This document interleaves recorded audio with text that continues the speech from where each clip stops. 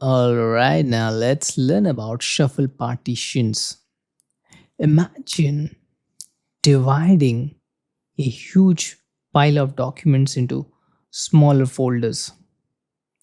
So multiple clerks can process them in parallel. Just like this, the multiple clerks they are processing in parallel.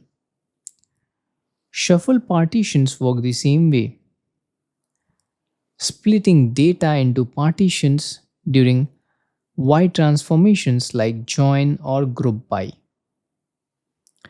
If partitions are too few, task becomes heavy and slow. If too many, overhead increases. Tuning this parameter ensures balanced workload and optimal performance in distributed processing. We'll meet in our next lecture.